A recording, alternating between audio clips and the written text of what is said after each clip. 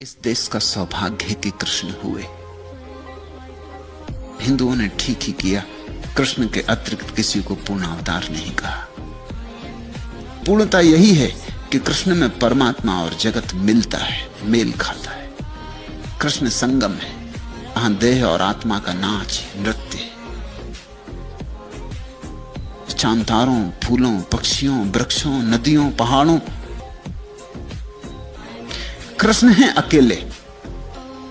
इनमें रस है और रास है, जिनमें रहस्य है, सौंदर्य है, श्रृंगार है। जीवन की बड़ी गरिमा, महिमा कृष्ण में प्रकट हुई है। सब कलाओं में जीवन कृष्ण में प्रकट हुआ है।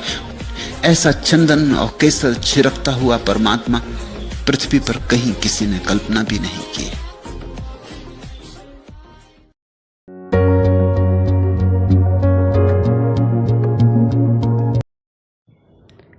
मेरे ख्याल से इस देश का सौभाग्य है कि कृष्ण हुए। कृष्ण में हर एक रंगों का मिश्रण है और हर एक रंग अपने अपने स्थानों पर बहुत मूल्यवान है। उनके सभी रंगों का अपने अपने सार्थक अर्थ है। कृष्ण अनूठे हैं, उनका व्यक्तित्व बहुत अनूठा है, उभयनिष्ठा से मुक्त है, क्योंकि दुनिया के सारे धर्मों ने जीवन को दुख बताया, संसार को माया बताया, संसार से मुक्त होना सार्थक बताया, जिंदगी को जीना कष्ट बताया। लेकिन सिर्फ कृष्ण को छोड़ के, कृष्ण अकेला ऐसा व्यक्तित्व है जो जीवन को पूर्ण होने का सूचना दिया। उन्होंने जीवन के रसों को निचोड़ा और उसके रंगों में रंगे। हिंदुओं का इससे ज़्यादा समझदारी की और कोई बात नहीं हो सकती जो कृष्ण को पूर्ण अवतार कहा।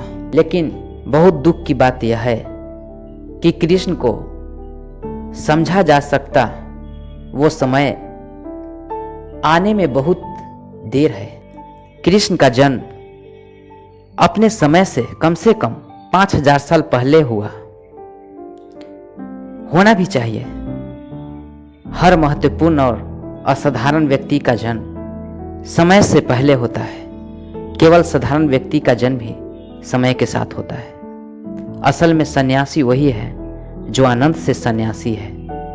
लेकिन इस संसार में ज़्यादातर हमें यही सुनने को मिलता है कि कोई दुखी आदमी संसार से दूर भागकर, संसार से उपकर इस जीवन की व्यर्थता को देखकर सन्यासी हो गया।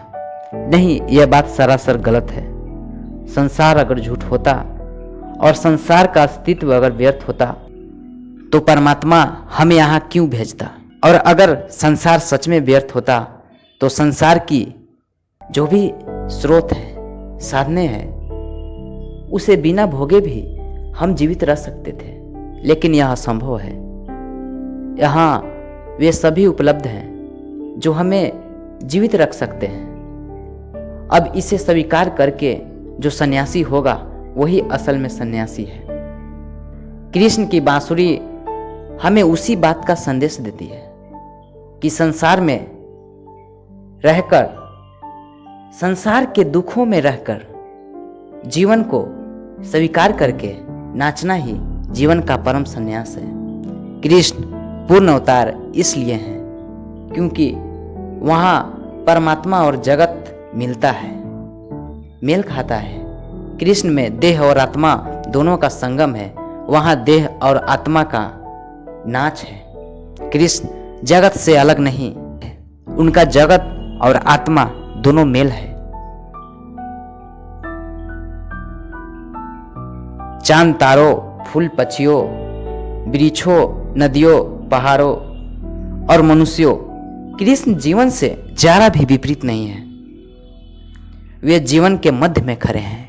कृष्ण अकेले हैं जिनमें रहस्य है, सौंदर्य है। धन्यवाद।